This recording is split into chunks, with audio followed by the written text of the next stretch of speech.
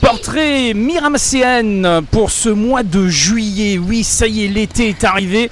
Nous sommes ici aux abords, bien entendu, de l'hôtel de ville de Miramas pour accueillir deux nouveaux portraits Miramaséennes et elles vont se présenter.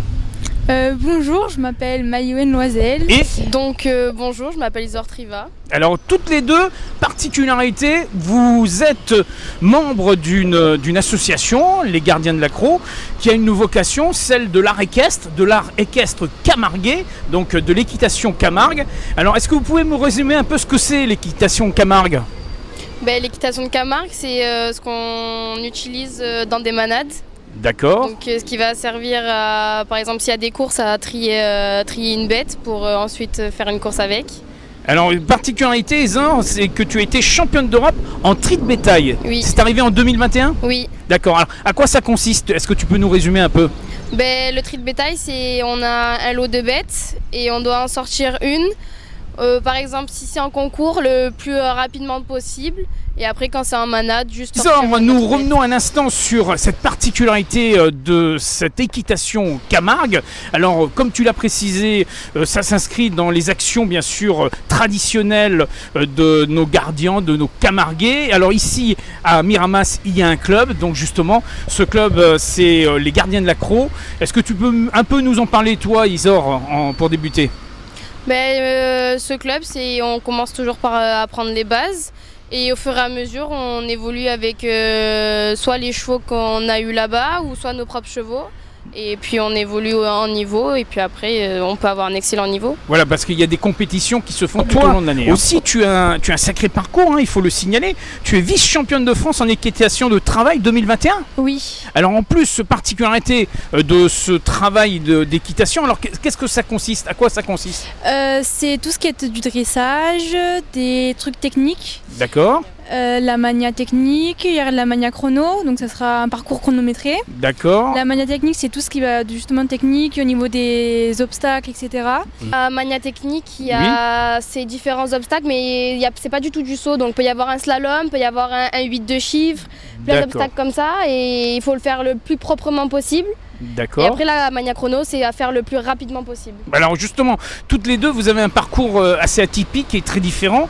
Maïwen, toi, si j'ai bien compris, tu es dans un lycée spécialisé dans le domaine de l'équitation. Oui, c'est ça. Alors tu es dans la Drôme, c'est ça ? Oui, à Saint-Paul-les-Trois-Châteaux. Et là, tu suis quoi comme cursus ? Là, je vais faire un bac CGEH qui consiste à ces centres gestion hippique des équidés. Et après, moi, j'irai en dentiste équin, en études de dentiste équin.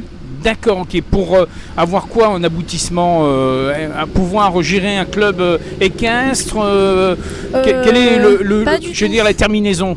Pas du tout, c'est juste pour devenir dentiste équin, je suis obligée de passer par là. D'accord, ok. Donc c'est une des étapes de ton cursus à venir. Et toi, du côté, Isor, de ton côté, c'est un parcours différent puisque tu es en lycée, j'allais dire quasiment normal, dans une filière normale. Oui. Qu'est-ce qui t'a amené à venir dans ce domaine équestre ? Moi, j'ai commencé le cheval, ça fait un bon moment. J'ai commencé avec la copine de ma mère qui m'a fait découvrir ses chevaux. Et puis après, j'ai ma copine qui avait son poney au Gardien de l'Accro. Et du coup, après, je me suis inscrite. Et maintenant, ça va faire bientôt 8 ans ou 9 ans que j'en fais.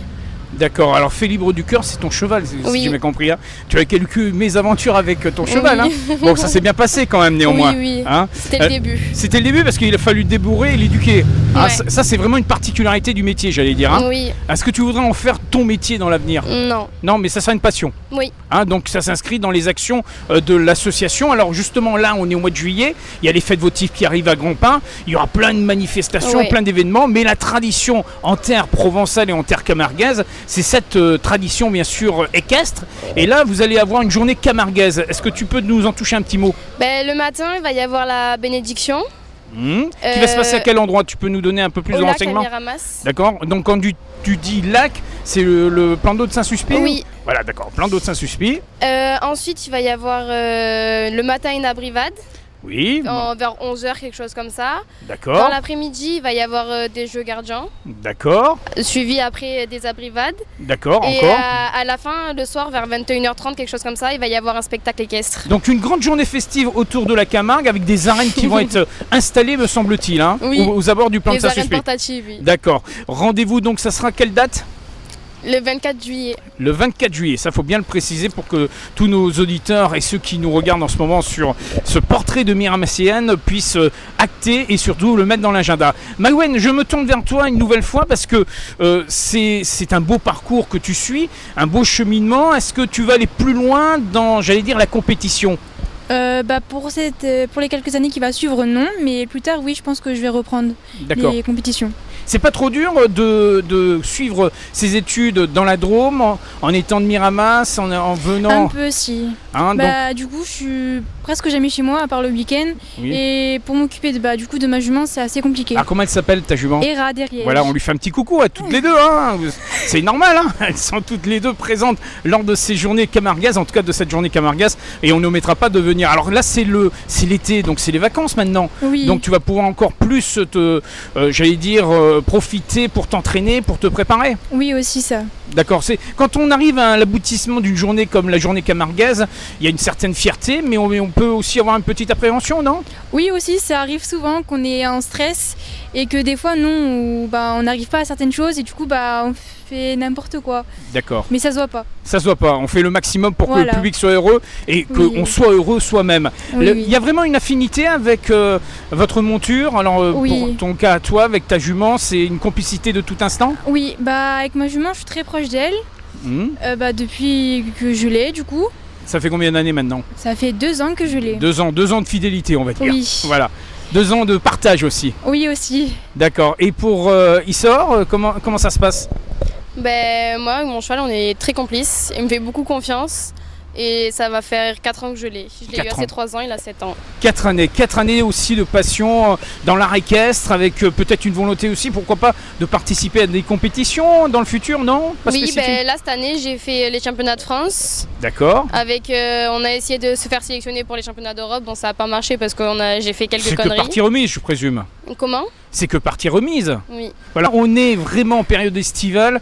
Pendant l'été, comment ça se passe au niveau du club? En dehors du fait de ces journées, bien sûr, camarguaises, de cette journée camarguaise, je pense que vous sortez beaucoup, vous allez sur d'autres manifestations, d'autres lieux pour défendre les couleurs miramasséennes. Là, il n'y a pas longtemps, on est allé à l'hippodrome à Salon. D'accord.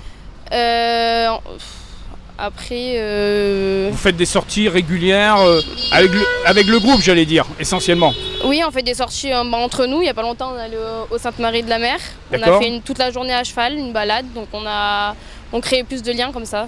Franchement, c'est bien. Je pense que c'est aussi un esprit de famille. Hein. Je crois qu'il y a la famille. Alors, il y a Jérémy qui est pas loin de nous aussi. Je pense qu'il est aussi dans ce domaine. Hein. Il a la passion du cheval, lui aussi. En été, tout le monde, tous les parents et tous les enfants, on se regroupe tout le temps, le midi, de temps en temps, pour manger et tout. Alors Miramas, c'est vrai que c'est devenu une ville très dynamique, très sportive.